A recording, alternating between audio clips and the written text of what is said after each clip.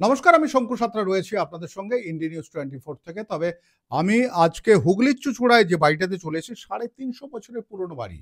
আর সেই বাড়িটাতে আমি যে এসে যেটা জানলাম যে এনারা এনাদের পূর্বপুরুষ ছিলেন সিরাজদৌল্লার জায়গিরদার। আর সেই জায়গিরদারদের সিরাজদৌল্লার দরবারে ঢুকতে গেলে পাস পাওয়া যেত।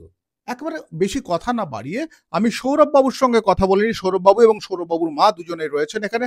সৌরভ বাবু, পাস কি, সেটা জিনিসটা কি একটু দেখান, আমাদের দর্শক তো অবশ্যই। দেখতে চাইছে। আচ্ছা, প্রথমে সবাইকে নমস্কার জানাচ্ছি আমার এবং মায়ের তরফ থেকে। এই যে আমার হাতে যেটা রয়েছে, এটা হচ্ছে নবাব সিরাজদৌল্লার গেট পাস। গেট পাস মানে গেটে ঢুকতে গেলে যেটা দেখালে ঢোকার অনুমতি পাওয়া যেত সেটাকেই গেট পাস বলা হয়।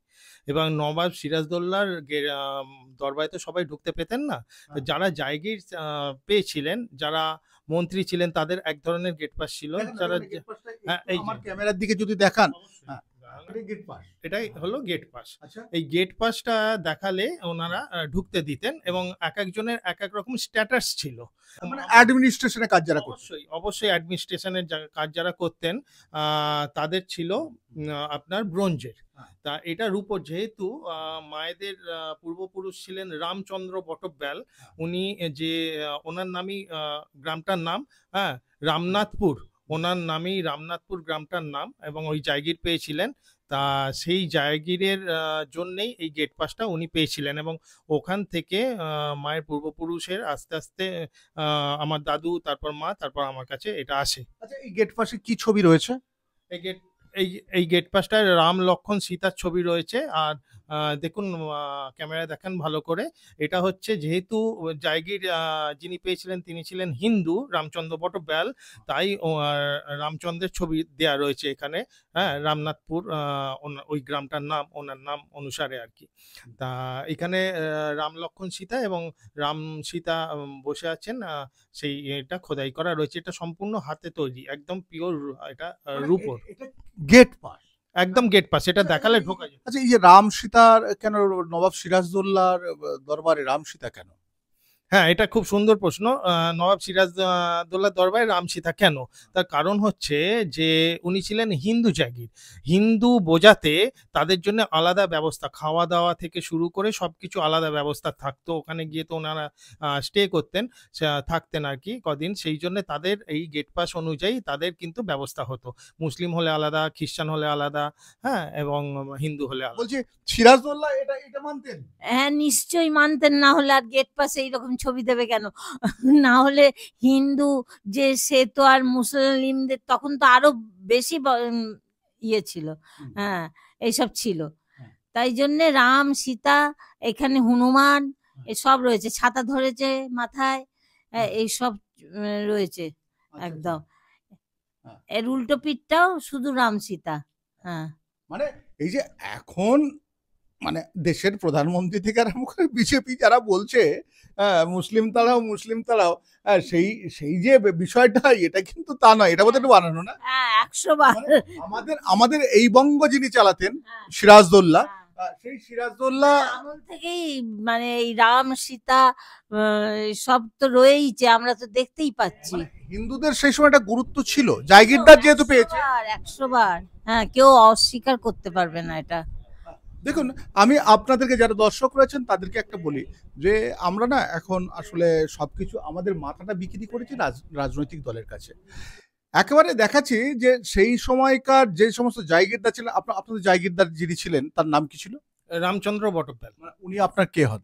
উনি আপনার মায়ের পূর্বপুরুষ, মায়ের পূর্বপুরুষ, এবং কত নম্বর পূর্বপুরুষ আমার ঠিক মনে নেই। মানে আপনার মাতৃকুল থেকে পাওয়া এগুলো? অবশ্যই, অবশ্যই। আচ্ছা, মানে কি বলেন, কি বটব্যাল?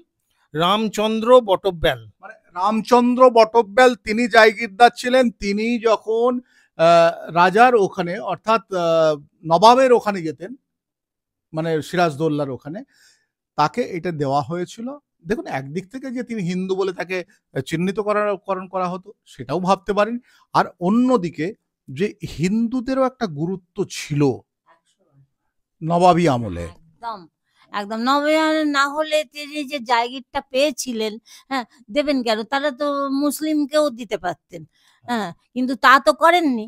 হ্যাঁ, যেরকম কাজ দেখেছেন এ করছেন সেই অনুযায়ী মানে জিনিস দিয়েছিলেন।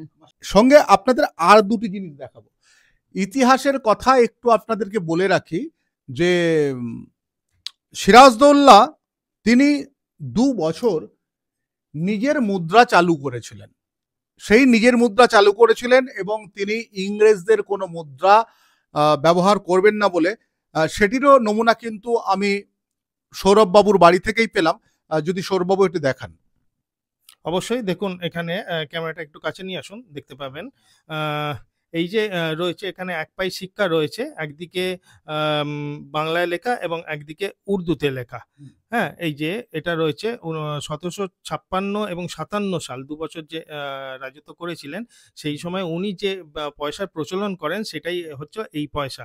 এবং এই পয়সা দুটো পাওয়া গেছে তখন ওই যে জায়গিরের কথা যেটা বললাম, সেই জায়গিরের ফলে কি হতো, তখন খাজনা তোলা হতো।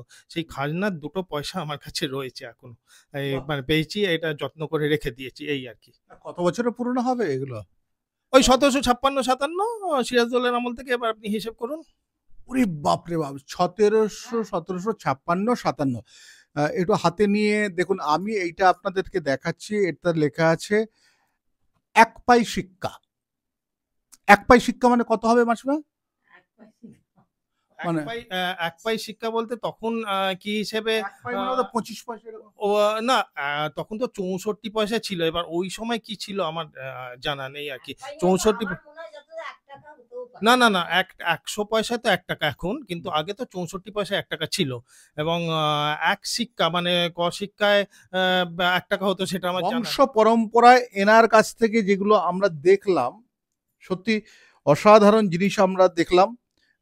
এইগুলো হয়তো আর কোনোদিন আমি যদি যোগাযোগ না করতাম তাহলে হয়তো দেখতে পেতাম না। আর সাংবাদিকতা যদি না করতাম তাহলে কিন্তু আমি এগুলো কোনোদিনই দেখতে পেতাম না। তবে আপনারা নিঃসন্দেহে এগুলো গুছিয়ে রাখুন এবং এগুলোর উত্তরাধিকারী মানে বুঝতে পারছেন, এনাদের একটু যদি বংশ পরিচয় বলে দেওয়া যায়। বা বড় পিসি নন্দাই ছিলেন শরৎ পণ্ডিত, মানে দাদা ঠাকুর, দাদা ঠাকুর বলে মুর্শিদাবাদে মণিগ্রামে আমরা দাদা ঠাকুর নামে চিনি যাদের, তিনি ছিলেন মায়ের পিসি নন্দাই।